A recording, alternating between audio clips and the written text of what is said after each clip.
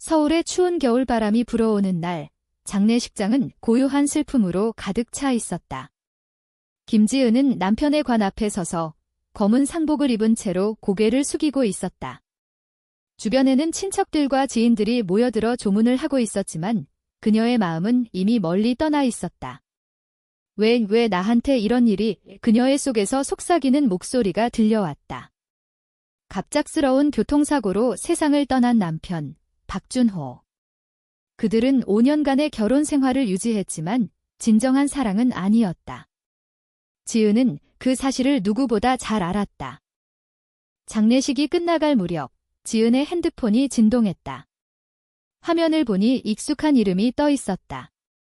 민지? 그녀의 가슴이 철렁 내려앉았다. 10년 전 대학 시절 만난 첫사랑. 하지만 사회의 시선과 가족의 압력으로 헤어질 수밖에 없었던 그 사랑.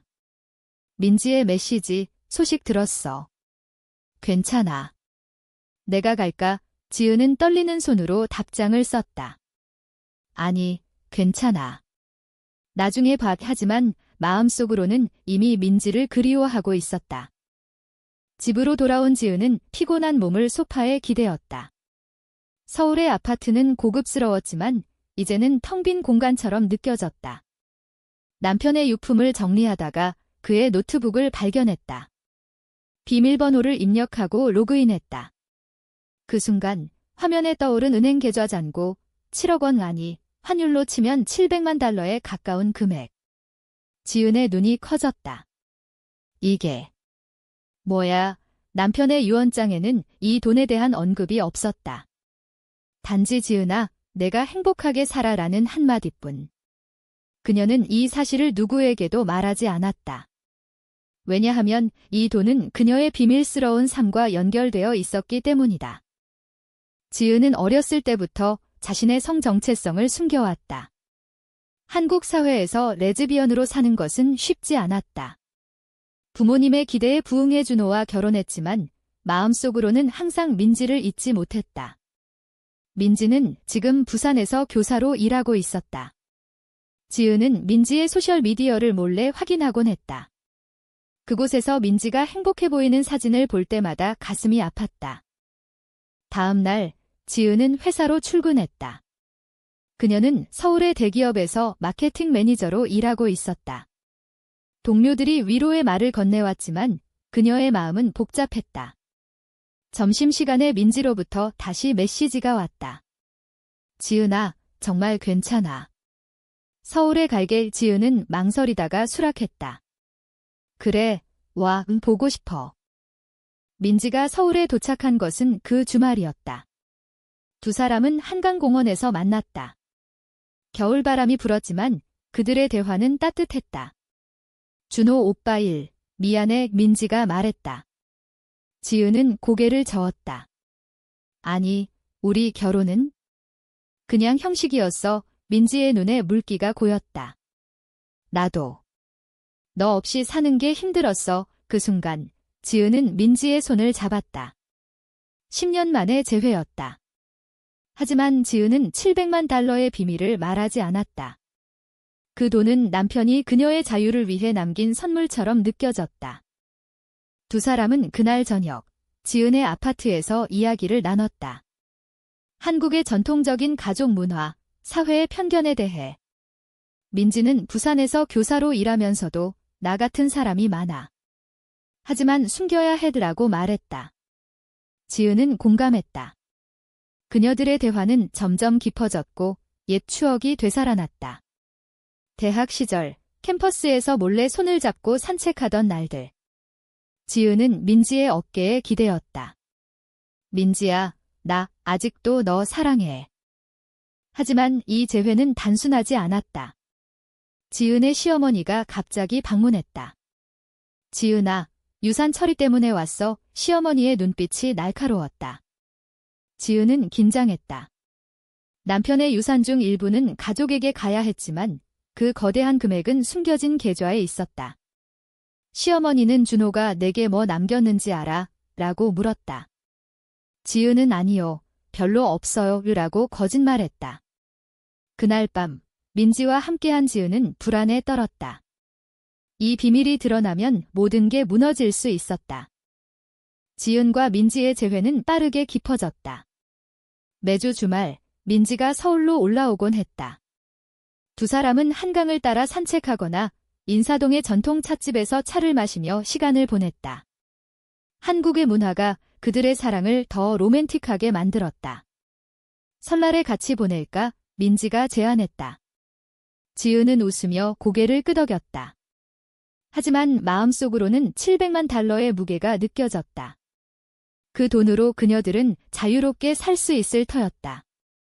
해외로 이민 가서 사회의 시선 없이 회상 속으로 들어가 보자. 지은과 민지는 서울대학교에서 만났다. 문학 동아리에서였다.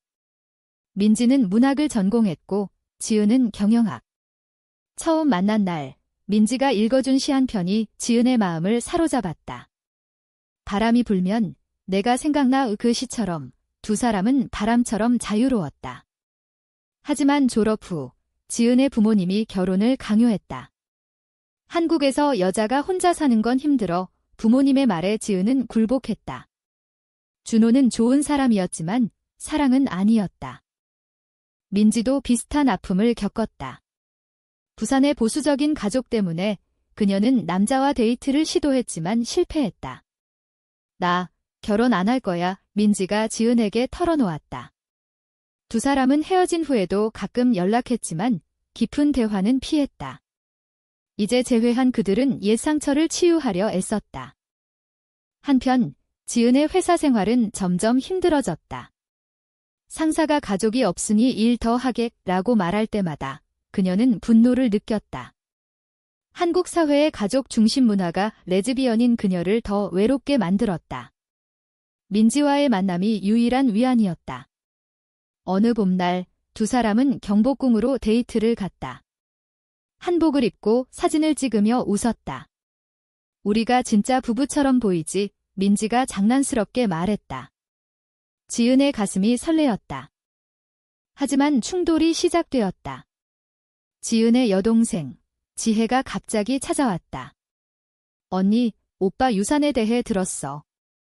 가족 몫이 있대. 지혜의 말에 지은은 당황했다. 어떻게 알았을까? 알고 보니 남편의 변호사가 실수로 누설한 것이었다.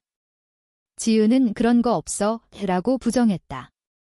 하지만 지혜는 의심스러운 눈빛으로 떠났다. 그날 밤 지은은 민지에게 털어놓을까 고민했다. 민지야, 나 큰돈이 있어? 우리 같이 써 하지만 말하지 않았다. 민지가 돈 때문에 자신을 사랑한다고 오해할까 봐. 민지는 부산에서 자신의 삶을 유지하고 있었다. 학생들을 가르치며 LGBT 커뮤니티에 몰래 참여했다. 서울에 가서 지은이랑 살고 싶어 그녀의 일기장에 적힌 말, 하지만 현실은 녹록지 않았다. 부모님이 결혼 안 하냐? 라고 압박했다. 민지는 지은에게 우리 진지하게 생각해보자라고 말했다. 지은은 기뻤지만 비밀 때문에 불안했다. 고조되는 감정 속에서 두 사람은 제주도로 여행을 갔다. 바다를 보며 손을 잡고 걷는 그 순간 지은은 눈물을 흘렸다. 민지야, 나 없이도 행복할 수 있어. 민지가 대답했다. 아니, 너 없인 안 돼. 그 여행은 그들의 사랑을 더 단단하게 만들었다.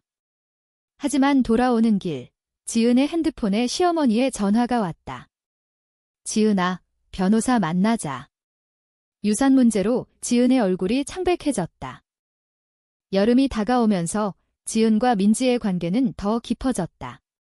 두 사람은 서울의 카페에서 자주 만나 미래를 꿈꿨다. 캐나다로 가서 결혼할까? 민지가 제안했다. 한국에서 동성 결혼은 불가능했지만 해외라면 가능했다.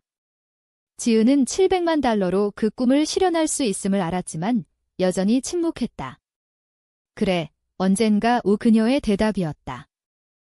충돌이 본격화되었다. 지은의 가족 모임에서 시어머니가 폭발했다. 준호가 남긴 돈이 어디 갔어? 700만 달러야. 어떻게 알았을까? 변호사가 가족에게 알린 것이었다. 지은은 충격받았다. 그건 제 거예요. 준호가 준 것 하지만 가족들은 가족 유산이야 라고 주장했다. 지혜가 졌니? 민지라는 여자랑 자주 만나? 이상해 라고 말하자 지은의 심장이 멎을 듯 했다. 그녀의 성 정체성이 드러날 위기였다. 민지에게 이 사실을 털어놓았다. 민지야, 나 돈 많아. 하지만 가족이 뺏으려 해. 민지는 놀랐다. 왜 이제야 말해? 같이 해결하자. 두 사람은 변호사를 만나기로 했다. 하지만 여기서 반전이 일어났다. 민지의 옛 친구, 수연이 나타났다. 수연은 민지의 전 여자친구로 보수적인 성격이었다. 민지, 그 돈으로 나랑 다시 시작해. 이 수연의 말에 민지는 화를 냈다. 하지만 지은은 의심을 품었다. 민지가 돈을 노리는 건 아닐까? 감정의 소용돌이가 시작되었다. 지은은 민지와 다퉜다. 너, 돈 때문에 나한테 온 거야. 민지의 눈에 눈물이 고였다. 어떻게 그런 말을 해? 나 진심이야. 하지만 지은의 불신은 깊어졌다. 한국 사회의 압박이 그녀를 더 예민하게 만들었다. LGBT 커뮤니티에서조차 돈과 사랑이 얽히면 오해가 생기기 마련이었다. 두 사람은 잠시 거리를 두었다. 지은은 혼자 서울의 거리를 걸었다. 명동의 번화한 거리, 사람들 속에서 외로움을 느꼈다. 준호야, 왜 나한테 이런 돈을 줬어? 그녀는 남편의 무덤에서 중얼거렸다. 준호는 지은의 비밀을 알았을까? 결혼 생활 중 지은이 민지의 사진을 보는 걸 봤을지도 모른다. 민지는 부산으로 돌아가 고뇌했다. 지은아, 믿어줘. 그녀는 편지를 썼다. 하지만 우편이 도착하기 전에 또 다른 사건이 터졌다. 지은의 회사에서 해고 통보가 왔다. 개인 사정으로 하지만 진짜 이유는 가족의 압력이었다. 시어머니가 회사에 연락한 것이었다. 가을이 되면서 상황은 악화되었다. 지은은 실직 상태에서 가족과의 소송에 휘말렸다. 유산은 가족 거야. 시어머니의 주장은 강력했다. 지은은 변호사를 고용했지만 스트레스가 쌓였다. 민지는 서울로 올라와 지은을 지지했다. 함께 싸우자. 두 사람의 사랑은 시련 속에서 더 강해졌다. 하지만 반대가 나타났다. 민지의 친구 수연이 지은에게 연락했다. 민지가 돈을 노려. 나한테 말했어. 지은은 믿지 않았지만 증거 사진을 보았다. 민지가 수연과 만난 사진. 이게 뭐야? 지은이 민지를 추궁했다. 민지는 노회야. 수연이 강제로 만난 거이라고 설명했다. 하지만 지은의 마음에 균열이 생겼다. 한국의 문화적 배경이 이 드라마를 더했다. 추석 명절의 가족 모임에서 지은은 고립되었다. 너 같은 여자가 친척들의 수군거림. 그녀의 성 정체성이 소문으로 퍼졌다. 민지는 지은을 위로했다. 우리 이겨낼 수 있어? 고조되는 긴장 속에서 지은은 돈의 일부를 기부하기로 했다. LGBT 단체에. 이 돈으로 누군가 행복해지게. 민지는 감동받았다. 너 정말 멋져? 하지만 수연의 반대가 절정에 달했다. 수연이 가족에게 지은과 민지의 관계를 폭로했다. 그 여자들, 레즈비언이야. 시어머니의 분노가 폭발했다. 지은은 충격으로 쓰러졌다. 겨울이 다시 왔다. 소송은 계속되었지만 지은은 민지와 함께 버텼다. 믿어, 민지야. 지은이 사과했다. 민지는 용서했다. 우리 사랑은 진짜야. 반대의 진실이 드러났다. 수연이 돈을 노리고 조작한 것이었다. 민지가 증거를 모아 수연을 고소했다. 이제 끝났어. 두 사람은 안도했다. 가족과의 화해도 시도되었다. 지혜가 넌니 미안해. 내 행복이 중요해 드라고 말했다. 시어머니도 서서히 받아들였다. 한국 사회의 변화, 젊은 세대의 개방성. 지은은 돈의 대부분을 유지했다. 우리 해외로 가자. 민지와의 미래를 꿈꿨다. 봄이 왔다.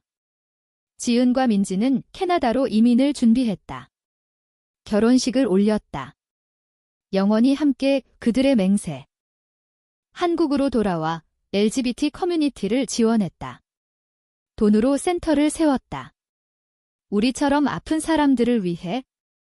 결말은 인문적이었다. 사랑이 승리하지만 사회의 상처는 남았다. 지은은 준호야, 고마워 라고 속으로 말했다. 그녀의 삶은 이제 자유로웠다.